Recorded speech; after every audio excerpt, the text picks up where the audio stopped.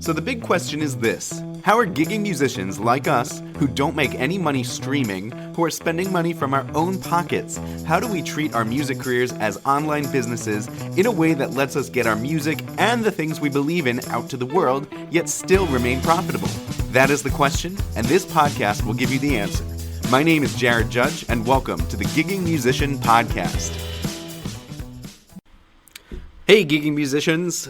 Today I wanted to tell you about my worst ever day as a musician. This was a day that really made me want to quit music and hide and go in my room and cry, and I actually did cry a little bit. It's really embarrassing for me, but I just need to get it out there and share with you because, as gigging musicians, this kind of stuff happens. It's real. I'm real. It happened to me, and I just think it's important to share. So rewind a couple years. This was before I had been doing a lot of what I'm doing now with BookLive Pro and everything, and I had just started my string quartet. It had been going pretty nicely for a year. I had figured out how do I get more bookings, how do I get clients. I'd set up the whole booking optimized page, the whole gigging funnel, and was driving lots of traffic to it, and was starting to see a lot of bookings from it, which was amazing, and I was super excited to play lots of music. At the time, I was managing everything with spreadsheets and notes on my phone, and the spreadsheets, it was a decent enough system for me. I had a master spreadsheet with all of my gigs on it in chronological order with the name of the client, the contact information, the venue, the date, the time. Then I would have who is playing the gig and their status if they've confirmed and all that.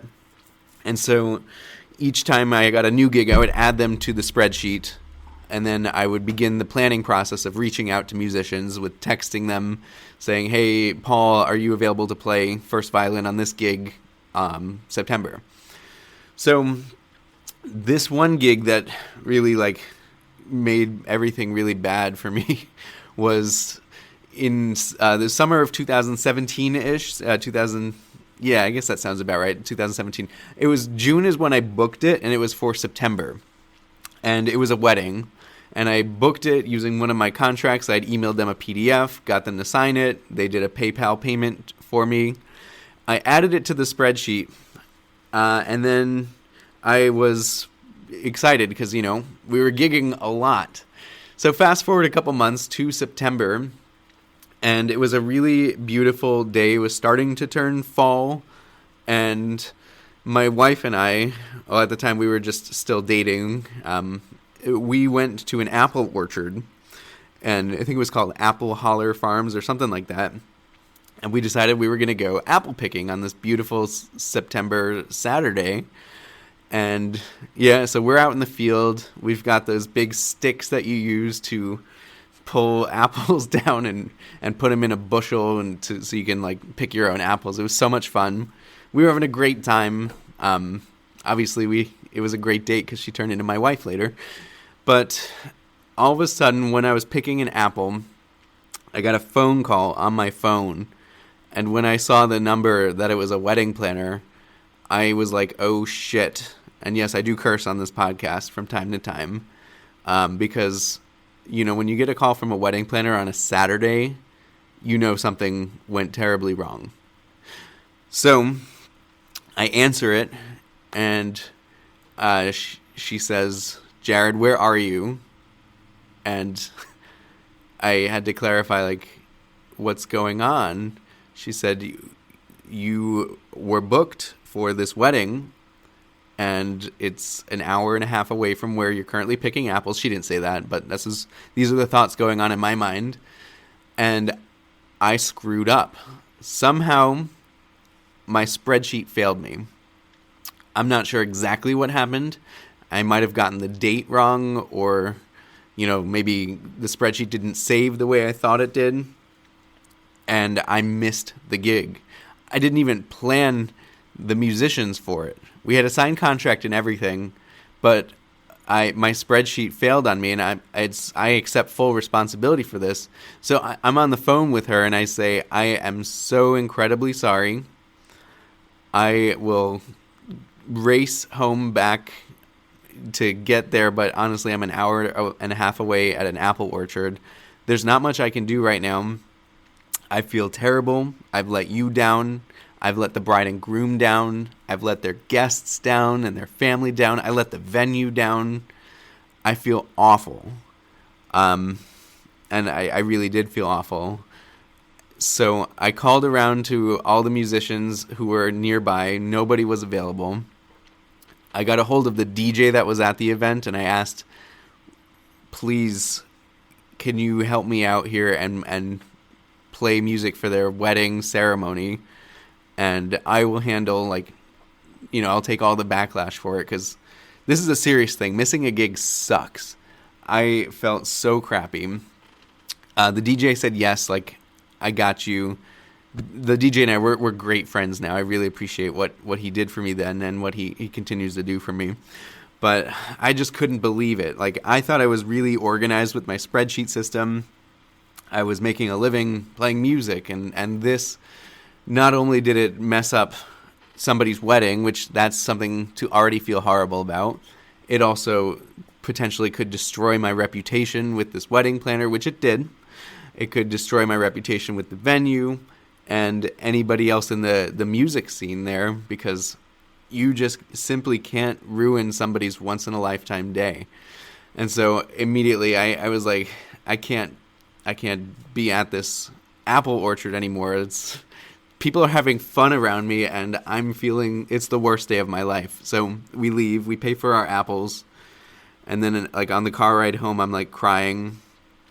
Stop at a grocery store, and I'm just so up in my head that I'm just walking around like a zombie, feeling terrible, knowing that there's a wedding happening right now that I'm supposed to be at, and I didn't. So eventually, after the wedding, I called everybody involved. I called the wedding planner. I called the bride and groom. I called the venue. I apologized to every single person. I paid for the wedding's DJ because I just felt so bad. I was like, I want to pay for a big part of your wedding.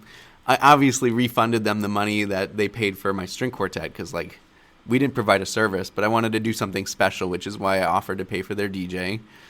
And then I offered the wedding planner, at your next event, I will give you a free string quartet to prove to you that we show up. This has never happened to me. This never will happen to me again. And I just wanted to make amends for that. So after I calmed down and was able to get out of my funk and apologize to everybody that I needed to, that is when I decided that it truly never was going to happen again. So I had two choices. One is I could give up playing music, and honestly, that's not an option for me. I've got music in my blood, in my bones, and I was not going to give up music simply because I made a clerical error. It was a big error. It was the worst day of my life.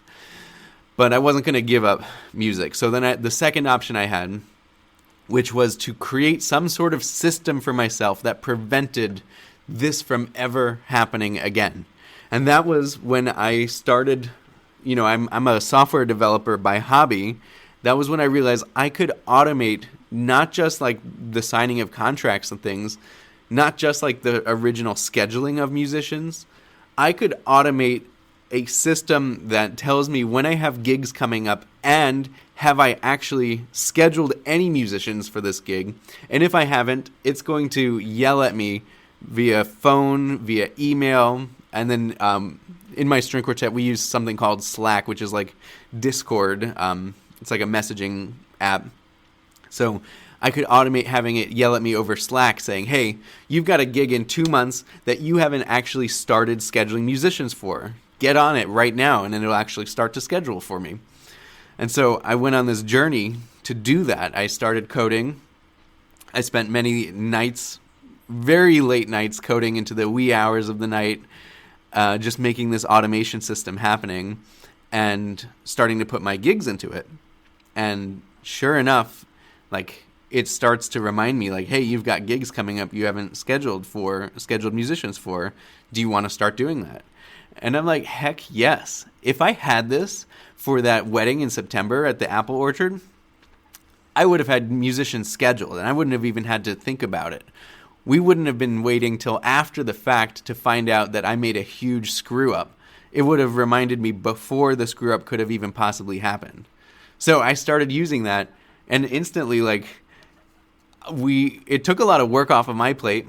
It also made me less stressed out because I knew that the details were getting taken care of.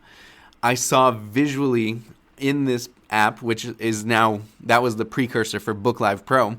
I saw in this app all of the gigs that we have coming up and how many musicians have been scheduled.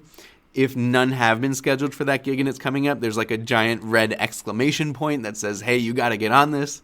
And so I feel like it has taken on this amazing role as my administrative assistant, as the digital manager for my string quartet, so that the crap missing a gig just isn't even possible to happen anymore. So fast forward a couple years, I've made amends now with that wedding planner. I have made amends and played many gigs at that venue before. And that DJ is one of my best friends now because he saved the day. I couldn't have done it without him. And my string quartet is back better than ever. We never really stopped playing after that, but I felt like it could have ruined us forever. And now I'm just so confident knowing that it's literally impossible for me to screw up a gig as badly as I did that day because I've got this automated BookLive Pro system doing that for me. So that's why I'm really on a mission now to help musicians not leave things up to chance, not leave things up to memory, to spreadsheet apps, to just human error. I want to remove human error from the equation so that all that musicians have to do is do what they love doing, which is the music part. And for me, that's what this app has done. I've started to help other people like Pendra, who runs Viva La Strings. She is using this now so that she doesn't have to worry about human error. That's how she's able to have string quartets in different cities like Cincinnati, Nashville, Cleveland. I've helped cover bands like the Shirts and Skins in Minneapolis who are now relying on the system 100%. And it's really been incredible to watch these musicians who maybe they've screwed up gigs like I have, or maybe they haven't. I'm not perfect. Maybe some of them are, but regardless, now that they're using a system in place that prevents it, they don't have to be perfect. They don't have to have all of the pressure on their shoulders because it's an emotional burden. That was the worst day of my life, and I worried, before I had that system in place, I was worrying every weekend, is something going to go wrong? And so just seeing that now musicians don't have to worry anymore, that has been so incredibly rewarding. And I love doing what I do. And I just think, if everybody used this platform, we would have more gigs going on. We would have more live music. Musicians would be able to make a living off of music, which that's what I'm so passionate about doing. Is they don't teach us in music school how to make a living off of your music. And so I just think that this is a great way to do that. So that's why I'm so passionate about it. Anyway, that was a long rant about the worst day of my life. And I hope that hasn't happened to any of you. I hope it never does happen to any of you.